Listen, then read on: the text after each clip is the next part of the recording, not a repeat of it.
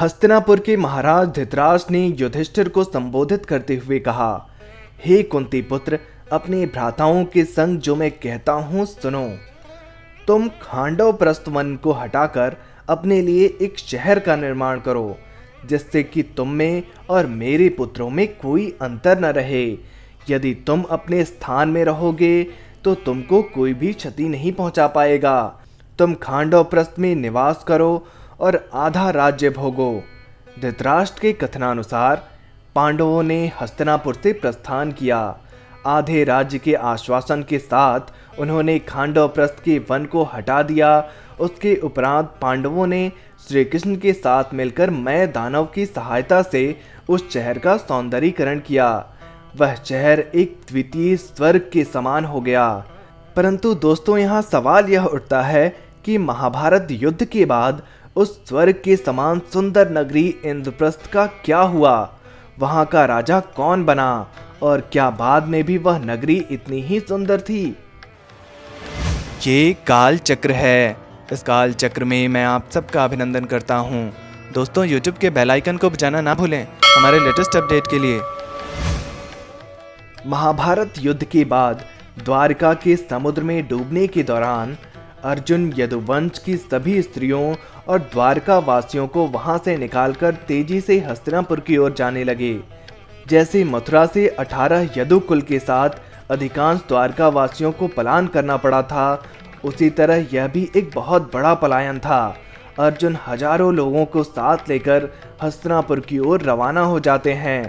रास्ते में भयानक जंगल आदि को पार करते हुए वे पंचनन देश में पड़ाव डालते हैं।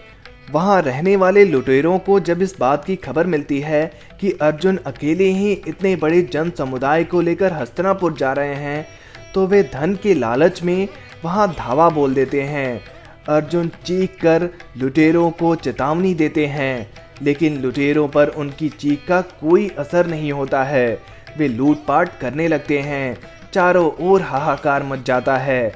ऐसे में अर्जुन दिव्यास्त्रों का प्रयोग करने के लिए स्मरण करते हैं, लेकिन उनकी स्मरण शक्ति लुप्त हो जाती है। कुछ ही देर में उनकी तरकश के सभी बाण समाप्त हो जाते हैं। तब अर्जुन बिना शस्त्र से ही लुटेरों से युद्ध करने लगते हैं, लेकिन देखते ही देखते लुटेरे बहुत सारा धन और स्त्रियों को लेकर भाग जाते हैं। खुद को असहाय पाकर अर्जुन को बहुत दुख होता है। वे समझ नहीं पाते हैं कि क्यों और कैसे मेरे अस्त्र विद्या लुप्त हो गई। जैसे तैसे अर्जुन यदुवंश की बची हुई स्त्रियों और बच्चों को लेकर कुरुक्षेत्र पहुंचते हैं। यहाँ आकर अर्जुन भगवान श्री कृष्ण के पोते व्रज को इंद्रप्रस्थ का राजा बना देते हैं।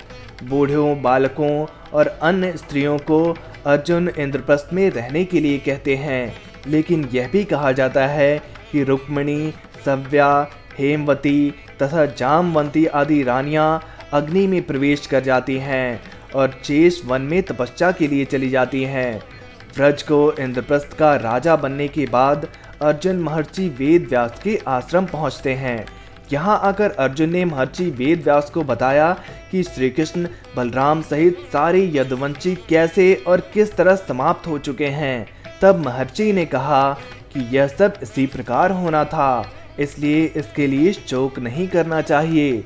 अर्जुन यह भी बताते हैं कि किस प्रकार साधारण लुटेरे उनके सामने यदुवंश की स्त्रियों का हरण कर लेते हैं। अर्जुन की बात सुनकर महाभारत लिखने वाले दिव्य पुरुष महर्षि वेदव्यास कहते हैं कि वे दिव्यास्त्र जिस उद्देश्य से तुमने प्राप्त किए थे, वह उद्देश्य पूरा हो गया था, अतः पुनः वो अपने स्थान पर चले गए। तुम लोगों ने अपना कर्तव्य पूर्ण कर लिया है, अतः अब तुम्हारे परलोक गमन का समय आ गया है। महर्षि वेदव्यास की बात सुनकर अर्जुन उनकी आज्ञा से हस्तिनापुर जाकर महाराज युधिष्ठिर को सारा वृतांत सुनाते हैं और परलोक गमन की तैयारी करते हैं। महाभारत युद्ध के बाद की कहानी आपको कैसी लगी, हमें कमेंट बॉक्स में जरूर बताएं। वीडियो पसंद आई है तो वीडियो को लाइक और शेयर जरूर करें। धन्यवाद।